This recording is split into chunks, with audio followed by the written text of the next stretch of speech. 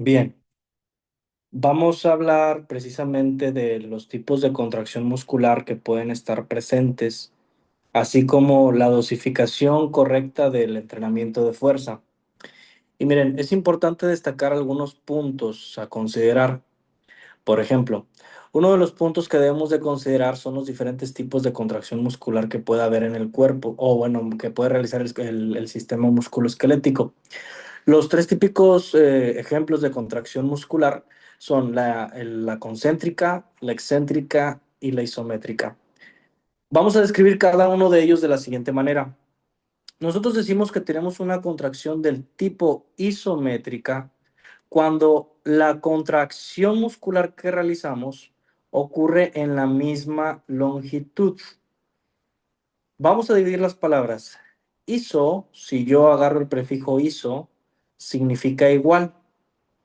Iso es igual. Vamos a ponerlo aquí. Igual. Y métrica significa medida. Entonces separamos aquí. Métrica, decimos que significa medida.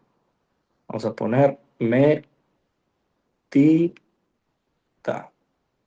Si decimos que iso es igual y métrica medida, la palabra en sí, por sí misma, significa de igual medida. Tratando de darle una correlación a este significado literal de la palabra junto con el significado que nos brinda aquí la diapositiva, podemos decir que esta contracción isométrica ocurre cuando el músculo mantiene una posición estática para ser exactos, y esa posición permite la contracción del músculo. Por ejemplo, el ejercicio típico que tenemos son los curls de bíceps. Aquí tenemos tres ejemplos, el inciso A, el B y el C. Por lo pronto vamos a centrarnos en el B, que es en el que mayor interés tenemos por el momento. Este es un ejercicio típico de un curl de bíceps. Vamos a suponer que aquí tuviéramos como una pesa, ¿sí? Una pesa de X kilos. Al momento de yo realizar una contracción muscular y mantenerme de manera estática en una posición específica, en este caso 90 grados, vamos a ponerlo aquí, en este caso 90 grados, esa tensión que se está generando de manera estática hace referencia a una contracción isométrica, cuando la longitud del músculo se mantiene de igual medida en toda la situación o en todo el momento del ejercicio. Esa sería una contracción isométrica. Y tenemos muchos ejemplos, no nada más el curl de bíceps. Tenemos, por ejemplo, las planchas. La mayoría de nosotros hemos escuchado, visto los ejercicios de planchas abdominales, que son unos ejercicios donde se mantiene la persona en posición en decúbito prono y sostenido para hacer una contracción muscular del abdomen. Es un ejemplo típico de ejercicios isométricos donde se mantiene la contracción. Otro ejemplo podría ser una persona que es escaladora. Al momento de sostenerse, de tener que mantenerse en esa posición escalando, hace que las contracciones de la mano, o de los músculos de la mano más bien, se mantengan de manera estática por un tiempo predeterminado. Esa sería una contracción del tipo isométrica. Por otro lado, una contracción del tipo concéntrica es el acortamiento natural que nosotros conocemos. Concéntrica viene de concentrar, de acortar. Fíjense la imagen que tenemos aquí. Es el mismo ejercicio el curl de bíceps. Sin embargo, aquí las fuerzas no se mantienen estáticas, sino que se mantienen de forma dinámica, haciendo en este caso una flexión y respectivamente una extensión. Es el movimiento típico de arriba y abajo que nosotros conocemos o realizamos al hacer cualquier ejercicio. Es un movimiento de acortamiento muscular. Específicamente hablando de esto, nosotros sabemos que cuando se realiza una flexión de codo, una flexión de codo como tal, vamos a ponerlo aquí. El músculo principal de realizar la flexión de codo, nosotros sabemos que es el bíceps. Vamos a anotarlo, bíceps. Ese es el músculo principal de realizar la flexión de codo. Y el músculo principal de realizar la extensión de codo es el tríceps. O sea, que el músculo agonista, o sea, el principal en realizar la flexión, es el bíceps. Este se va a contraer. Y el músculo antagonista, en este caso sería el tríceps. Este se va a relajar. Quiere decir que para que pueda ocurrir una contracción del tipo concéntrica, debe de existir un músculo agonista que tenga la capacidad de contraerse y un músculo antagonista que tenga la capacidad de relajarse al momento de quitar ese movimiento, para que pueda ser considerado una contracción del tipo concéntrica. Ahora bien, si decimos que siempre tiene que haber un agonista y un antagonista participando, el agonista contrayéndose y el antagonista relajándose, y luego cambian los papeles, cuando este brazo baje, el bíceps sería antagonista y el tríceps sería agonista. Cuando tiene que ocurrir eso precisamente para que se pueda realizar esta contracción. Sin embargo, ocurre algo interesante con la contracción excéntrica. Eh, Literalmente, si lo buscamos, podemos encontrar que la contracción excéntrica es un alargamiento con contracción. ¿A qué se refiere? Normalmente cuando nosotros bajamos el brazo, así como está apuntando esta flecha, cuando nosotros bajamos ese brazo, el bíceps debería de relajarse y quien debería de contraerse es el tríceps.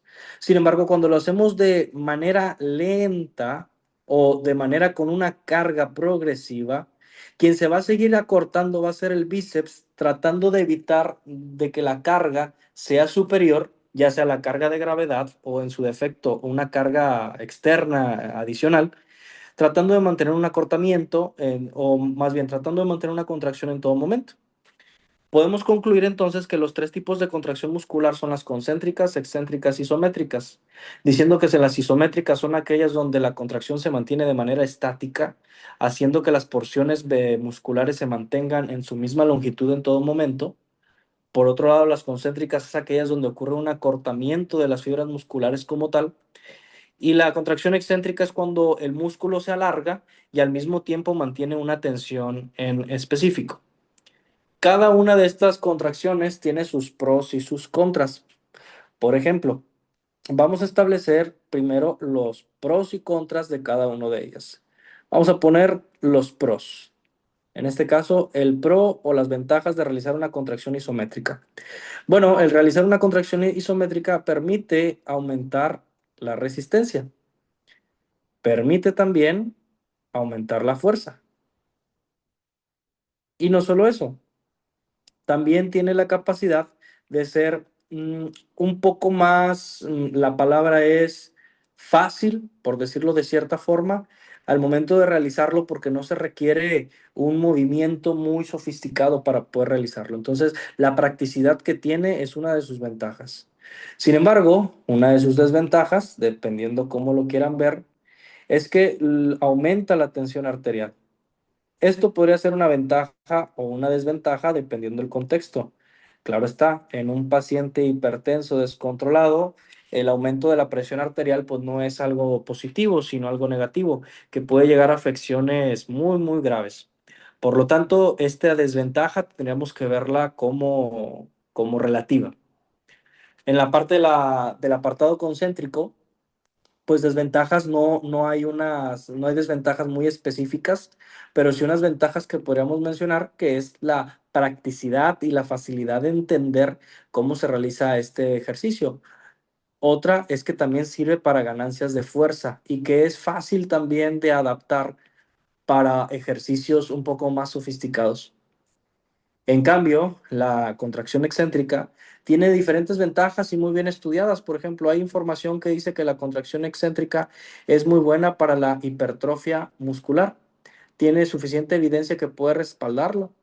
Otra de las ventajas que tiene es que está muy respaldada sobre el efecto a mediano y largo plazo sobre el tendón. Tiene efectos importantes o tiene la capacidad de generar cambios estructurales en el tendón, inclusive en los ligamentos, y eso es muy bueno porque nosotros sabemos que los tendones responden a la carga. Cuando un tendón es lesionado, este tiene que ser sometido a un entrenamiento de fuerza para poder lograr o recubrir los déficits encontrados que este tendón tiene. Una de las modalidades más estudiadas o más efectivas inclusive es el entrenamiento excéntrico, que ha sido uno de los tipos de ejercicio con mayor estudio y evidencia que tiene, sobre todo en tendinopatías aquilias, que es donde más investigación hay respecto al tema del ejercicio excéntrico. Una de las ventajas que podríamos decir del ejercicio excéntrico Igual, desventajas entre comillas, es la alta demanda energética. Voy a poner AE, alta demanda energética. ¿Por qué decimos que esta es una desventaja? Bueno, porque si bien es cierto que tiene algunos beneficios sobre la hipertrofia y sobre el tendón, es mucho más demandante, mucho más sofisticado para realizar para una persona tanto entrenada como no entrenada. En resumen, podemos decir que cada uno de estos tipos de contracción muscular tiene sus pros y sus contras al momento de utilizarlas. La pregunta es, ¿cuál es mejor? ¿Cuál de estas tres contracciones musculares pueden resultar mejor? Si hemos prestado atención, pues ninguna es mejor que otra.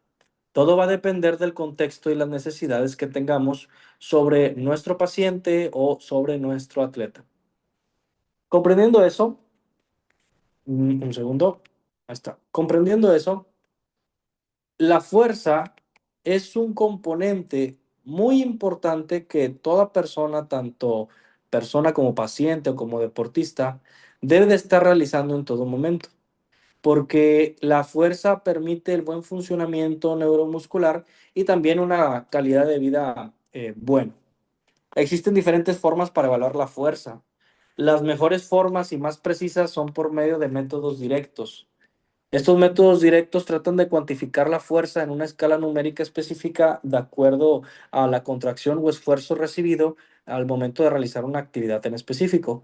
Existen, por ejemplo, los dinamómetros, ¿sí? O las pruebas isocinéticas.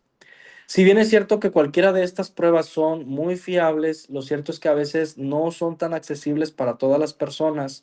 Incluso comprar un equipo de estos a veces puede resultar un poco costoso. Por tal motivo, una forma de poder medir la fuerza de alguna forma, aunque sea un poco subjetivo, son por métodos indirectos. Los métodos indirectos, hay muchos métodos.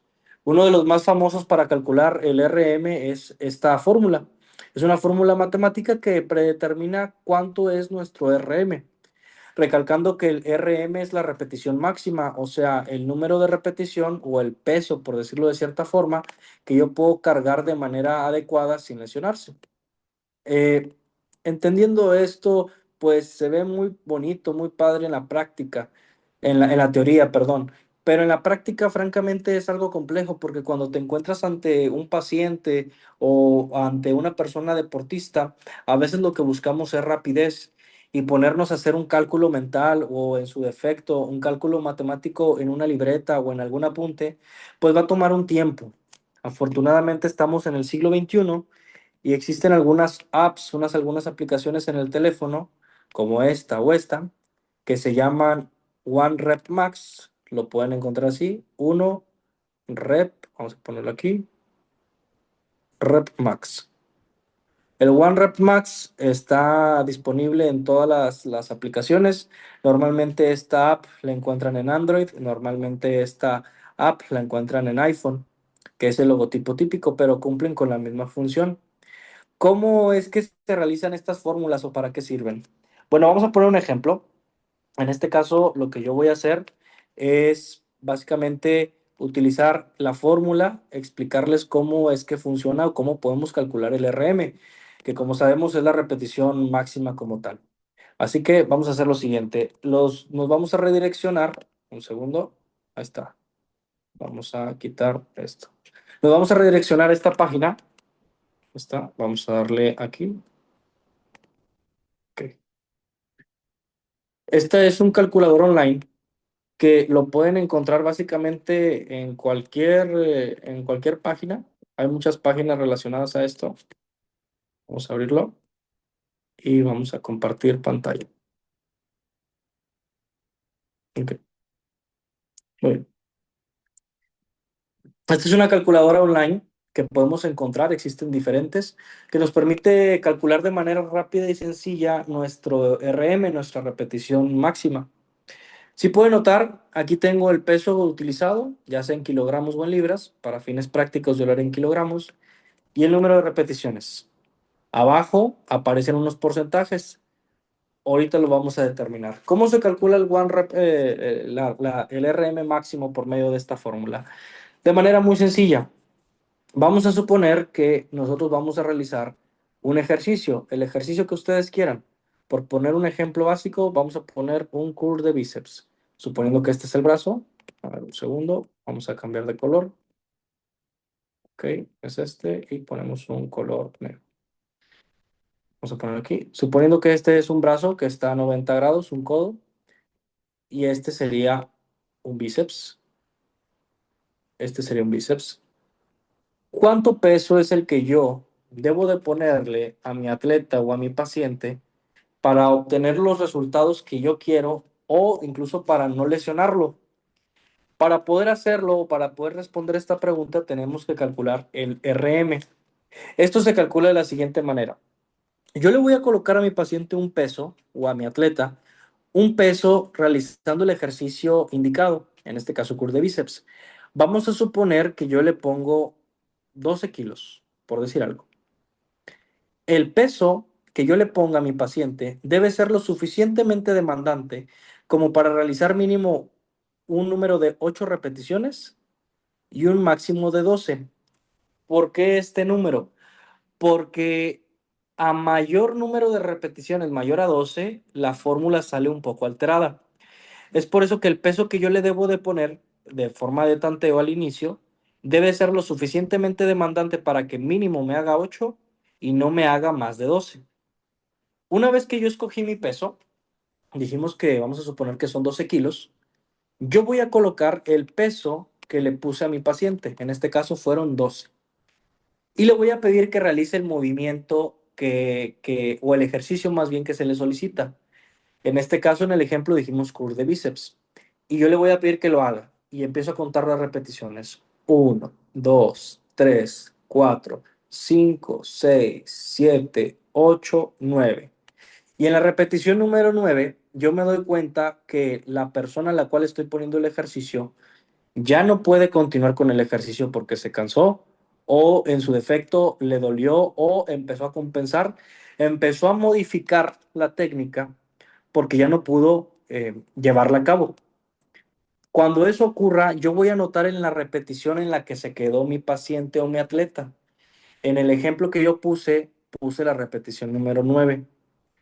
Una vez que yo tengo el peso calculado y la repetición en la que se quedó mi atleta o mi paciente, le voy a poner en calcular RM y me van a aparecer unos porcentajes. Me van a aparecer estos porcentajes, ¿sí? Y el peso. ¿Qué significa esto? Bueno, significa lo siguiente. Vamos a ponerlo acá. Significa que el 100% de esa persona, al realizar un curl de bíceps, esa persona tiene una capacidad de cargar de 15.5 kilogramos y medio, o redondeándolo a 16. Ese es su 100% en curl de bíceps. Si yo supero ese 100%, tiene una alta probabilidad de, uno, para empezar, no poder realizar el ejercicio, y dos, de lesionarse. Su 92% son 14 kilos, su 70% son 10.8 kilos, y así sucesivamente, cada uno de los kilos que esto representa. Esto me va a permitir a mí saber a qué porcentaje quiero llevarlo yo y a qué número o cuántas repeticiones necesito realizar con mi paciente. Quiere decir que si yo a mi paciente lo quiero llevar al 80 o 81% de su esfuerzo, yo tengo que ponerle 12.4 kilogramos o 12.5 redondeándolo o inclusive 13 kilogramos y tengo que pedirle que haga cuántas repeticiones, 8. O que si yo quiero que trabaje, por ejemplo, el 70%, tengo que ponerle esta cantidad en kilogramos, que son 10.8 kilogramos, y solicitarle que haga 13 repeticiones. Y así sucesivamente. Ahora surge la pregunta, ¿cómo yo voy a determinar a qué porcentaje va a trabajar mi paciente o, o mi atleta? ¿Cómo decido si es al 100, al 90, al 80? ¿Habrá diferencias? Pues sí las hay. Y para entender esas diferencias, veamos algunas o algunas características de la prescripción del entrenamiento de fuerza. Lo primero que deben de saber ante todo es que independientemente el entrenamiento que ustedes utilicen, van a provocar un aumento de fuerza, a menor o mayor medida, pero lo van a hacer. Claro está, si es un entrenamiento especializado en resistencia, obviamente la resistencia va a sobresalir más allá de la fuerza. Sin embargo, el entrenamiento que ustedes hacen, que ustedes hagan, perdón, hacen aumento de fuerza. ¿Qué mejor? Un entrenamiento especializado en el entrenamiento de fuerza para que los efectos sean potenciados. ¿Cuáles son las variables que yo debo de tener en cuenta al momento de prescribir fuerza? Primero quiero que vean esta imagen. La mayoría de nosotros hemos visto en algún momento a un payaso en un monociclo, ya sea en televisión o en el circo. La pregunta es, ¿quién de nosotros sabe subirse a un monociclo y estar malabareando? Muy seguramente las personas que puedan hacer esto sean pocas. El simple hecho de subirse a un monociclo ya es muy difícil. Ahora imagínense subirse a un monociclo y estar malabareando con varios objetos. La dificultad aumenta. ¿Qué tiene que ver esto con las variables de la fuerza? Bueno, recuerden esa analogía y en un momento regresamos con nuestro compañero. Yo debo de saber cuando voy a prescribir fuerza, la frecuencia con la que la voy a hacer, la intensidad con lo que lo voy a hacer, el volumen de entrenamiento, el tipo de ejercicio y la velocidad con la que lo voy a realizar. Cada una de estas variables influye en el beneficio o en perjudicar a mi paciente. Cuando hablamos, por ejemplo, de intensidad, nos referimos al grado de esfuerzo que va a tener mi atleta o mi paciente. O sea, el RM, ¿a qué porcentaje de RM lo voy a llevar? Cuando hablo de volumen, se refiere a cuántas repeticiones, cuántas series va a realizar. Cuando hablo de frecuencia, se refiere a las veces que va a realizar el entrenamiento. Y la velocidad, pues literalmente al ritmo con el que se realiza. ¿Qué tiene que ver entonces este payasito en monociclo con esto? Cuando nosotros prescribimos ejercicio, nosotros somos como esta persona. Estamos malabareando la frecuencia, la intensidad, el volumen, el tipo de ejercicio y la velocidad. El simple hecho de estar en un monociclo ya es complejo. Ahora imagínense estar en un monociclo y estar malabareando. Esto significa que si nosotros no tenemos experiencia o no tenemos esa expertise con el manejo de las variables del entrenamiento, es mejor no modificar todas al mismo tiempo, sino una o dos. ¿Por qué?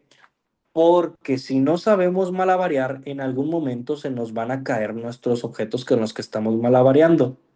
En otras palabras, que si nosotros no sabemos dosificar y controlar cada una de estas variables, lo que va a pasar es que en el mejor de los casos, mi paciente o mi atleta no obtiene los resultados esperados o en su defecto se puede lesionar. Y claro, en patologías más complejas como cardiópatas pueden llegar incluso a un daño orgánico más severo. Es por eso que nosotros siempre tenemos que estar malabareando en todo momento y de manera correcta. Y es ahí donde muchas veces pudiésemos pensar que el entrenamiento de fuerza o el entrenamiento siempre es hacer 3 series de 10 repeticiones.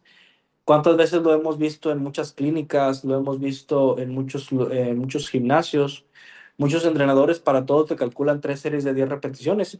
Y no es que esto esté mal, sino el no calcular o no dosificar de manera correcta el RM.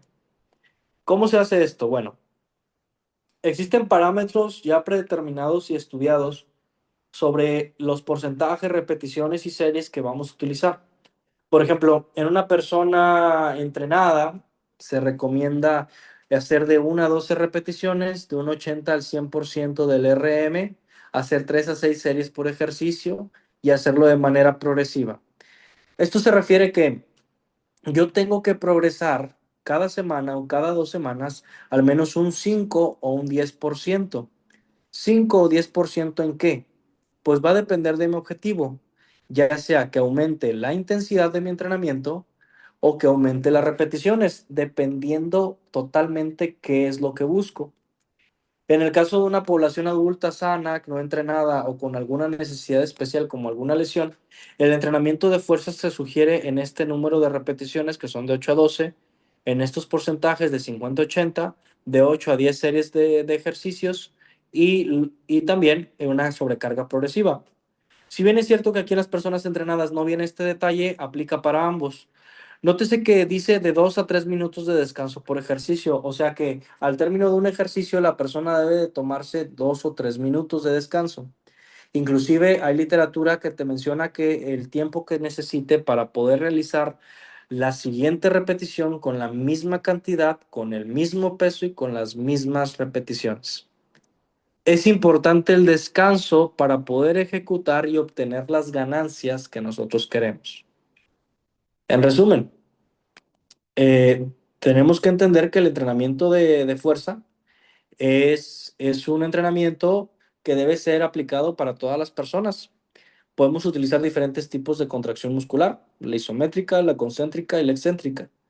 Cada uno tiene sus pros y sus contras, así como tener en consideración las variables del entrenamiento. Estas variables, si no somos expertos, tenemos que saber malabarearlas en el momento adecuado, en el momento correcto y de manera precisa. Y además, recordar los parámetros sugeridos y entender que no es necesario entrenar hasta el fallo. Se recomienda entrenar de 2 a 3 veces por semana con un descanso de 48 horas entre cada ejercicio, principalmente para lograr una recuperación. Estos criterios son importantes para la dosificación de fuerza. Les sugiero que vean este video varias veces para que lo interioricen. Traten de buscarle la aplicación clínica o la aplicación práctica para poder dosificar fuerza y entender los diferentes tipos de contracción muscular que nosotros tenemos en el sistema musculoesquelético.